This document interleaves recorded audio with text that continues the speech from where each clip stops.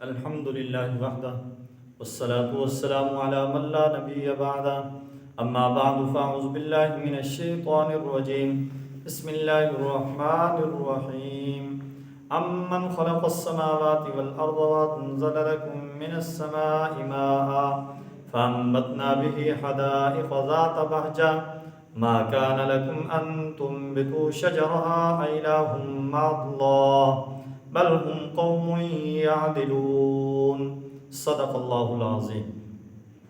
آج ہم 20ویں پارے کا خلاصہ بیان کریں گے۔ 20ویں پارے کی ابتدا میں قدرت اور وحدانیت کے 5 دلائل اور براہین ذکر کیے گئے ہیں اور 5 استفہامیہ انداز میں ذکر کیے گئے ہیں۔ پہلا برہان، کیا وہ اللہ جس نے آسمان اور زمین کو پیدا کیا اور آسمان سے بارش برسا کر خوبصورت اور تر و تازہ باغات لہلہائے ہیں، وہ بہتر ہے یا جنہیں یہ شریک ٹھہراتے ہیں وہ بہتر ہیں؟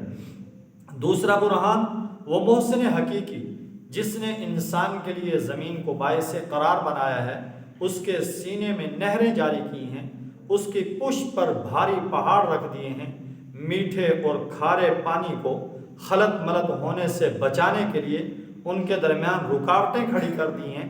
کیا اس محسن اور قادر ذات کو بتوں کی مثل ٹھہرانا کسی صورت بھی قرین انصاف ہے؟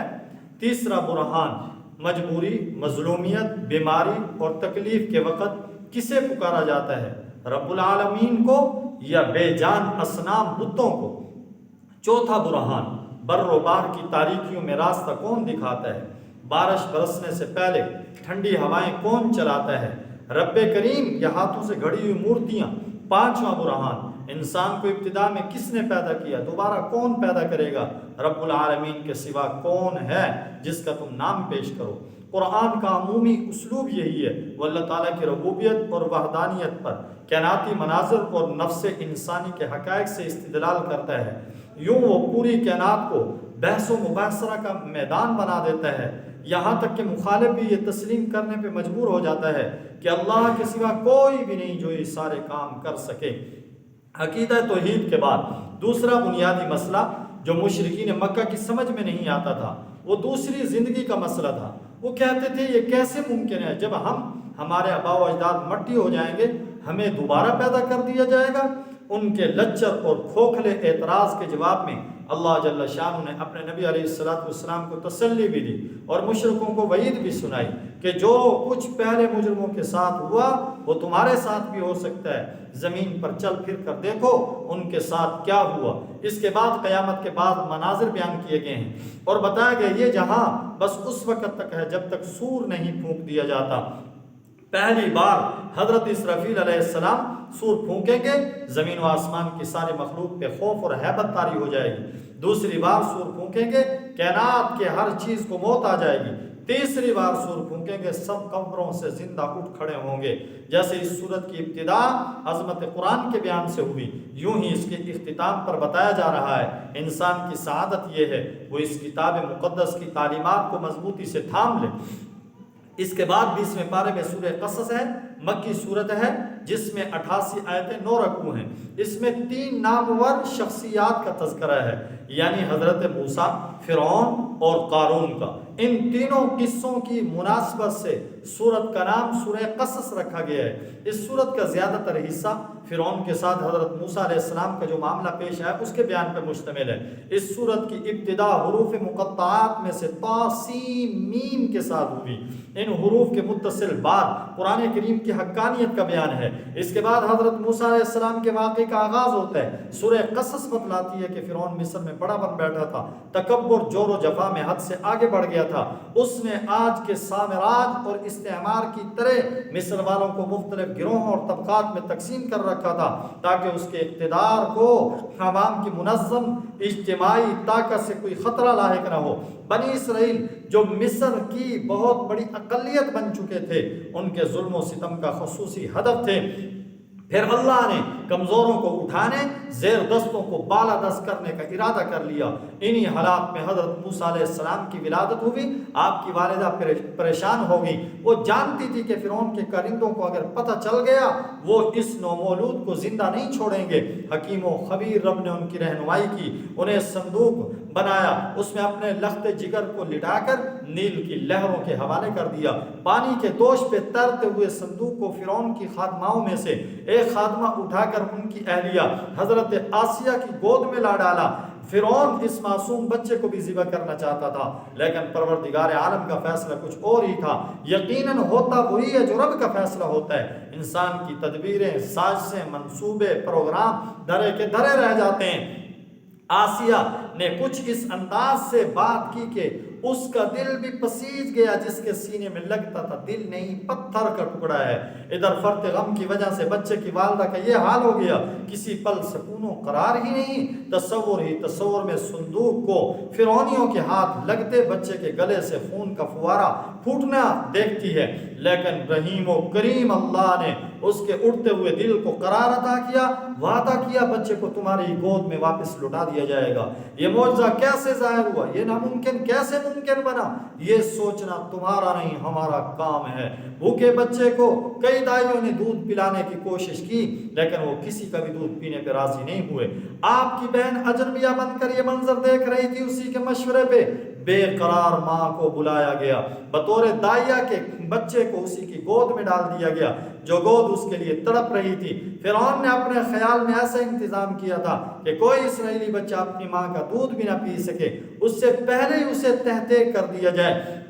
اور میرے پروردگار کا فیصلہ یہ تھا، وہ بچہ جسے اپنے وقت کے سب سے بڑے ظالم اقتدار کے لیے خطرہ بننا تھا، اسی کی پرورش اسی اقتدار کے زیر سایہ اور صاحب اقتدار کے نان و نفقہ سے ہو، پھر وہی ہو کر رہا جو سچے رب کا فیصلہ تھا۔ خدائی کے جھوٹے دعوے دار کی ہر تدبیر ناکام ہو کر رہی۔ حضرت موسیٰ علیہ السلام نے جوانی کی حدود میں قدم رکھا، آپ کے ہاتھوں سے قبطی کا خون ہو گیا۔ ایک مرد وفا کے مشورے پہ آپ مصر سے نکل گئے، مدین کی راہ لی، یہاں نہ جان نہ پہچان نہ ٹھکانہ نہ ذریعہ معاش، دعا کے لیے اسی کے سامنے ہاتھ اٹھا دیے جس نے زہریلے سانپ اور آدم خور بھیڑیے کے ہاتھوں پرورش کرائی تھی۔ کہا تو بس یہ کہ یا رب میں تیری عطا کا فقیر اور محتاج ہوں۔ آپ کی یہ دعا دریا بکوزہ کی مثال تھی، اس میں وہ سب کچھ آ گیا جس کا انسان محتاج ہو سکتا ہے، اور انسان کس چیز کا محتاج نہیں؟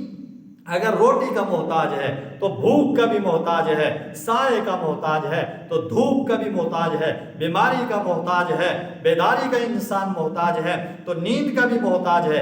ایک درخت کے سائے تلے بیٹھے تھے، دو باحیا اور پردہ دار بکریوں کو ہنکاتے ہوئے آ گئی، ان کی بکریوں کو ازرائے احسان کنویں سے پانی کھینچ کر حضرت موسیٰ علیہ السلام نے پلا دیا۔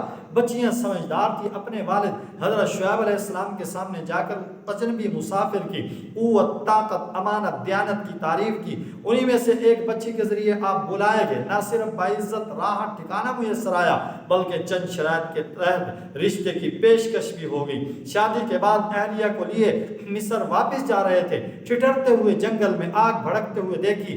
آگ لینے کے لیے آگے بڑھے تو نبوت سے نواز دیے گئے۔ نبوت عطا کرنے والے نے عصا ید بیضا کا معجزہ دے کر اسی کے سامنے کلمہ حق کہنے کا حکم دیا، جس نے اللہ کی زمین اللہ کے بندوں پہ تنگ کر رکھی تھی، جو اپنے سوا کسی کو بڑا ماننے کے لیے تیار نہیں تھا۔ کلمہ حق کہہ دیا گیا، فرعون نے نہ ماننا تھا نہ مانا، اللہ نے اسے اٹھایا، فوج کے پروں سمیت مادی ترقی کے اس سلوگن کو دریا کی طوفانی موجوں کے حوالے کر دیا۔ یہ واقعہ جس کے نمایاں کردار اللہ اکبر حضرت موسیٰ، بنی اسرائیل اور فرعون، جس کا کچھ حصہ یہاں اور بقیہ جزئیات پورے قرآن کریم میں ذکر کی گئی ہیں۔ اس واقعے سے مجموعی طور پہ جو بصیرتیں عبرتیں حاصل ہوئی ہیں وہ مولانا حفظ الرحمان سہاروی نے قصص القرآن میں ذکر کی ہیں۔ ان کا خلاصہ ہم بتلاتے ہیں۔ نمبر 1، اگر انسان مصائب و آلام پہ صبر کرے دنیا آخرت میں اس کے اچھے نتائج نکلتے ہیں۔ نمبر 2، جو شخص اپنے معاملات میں اللہ پہ بھروسہ رکھتا ہے اللہ اس کی مشکلات کو ضرور آسان کر دیتا ہے۔ نمبر 3، جس کا معاملہ حق کے ساتھ عشق تک پہنچ جاتا ہے، اس کے لیے باطل کی بڑی سے بڑی طاقت بھی ہیج ہو کر رہ جاتی ہے۔ نمبر 4، اگر کوئی بندہ حق کا پرچم لے کر پوری استقامت کے ساتھ کھڑا ہو جائے، دشمنوں ہی کے گروہ سے رب العزت اس کے حمایتی پیدا کر دیتے ہیں۔ نمبر 5، جس کے دل میں ایمان پیوست ہو جائے، وہ ایمان کی خاطر سب کچھ قربان کرنے تک، نقد جان بھی لٹانے تک کے لیے تیار ہو جاتا ہے۔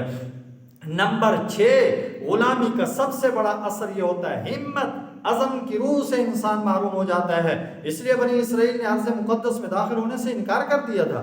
نمبر 7، وراثت زمین اسی قوم کا حق ہے جو میدان جد و جہد میں ثابت قدم رہتی ہے۔ نمبر 8، باطل کی طاقت کتنی ہی زبردست کیوں نہ ہو، بالآخر اس کو نامرادی کا منہ دیکھنا ہی پڑتا ہے۔ نمبر 9، اللہ کی عادت ہے جن قوموں کو ذلیل اور حقیر سمجھا جاتا ہے، ایک دن آتا ہے کہ اللہ ان کو زمین کا وارث بنا دیتے ہیں۔ نمبر 10، جو شخص بھی یا جماعت جان بوجھ کر قبول حق سے سرکشی کرے، او اللہ اس سے قبول حق کی استعداد ہی چھین لیتے ہیں۔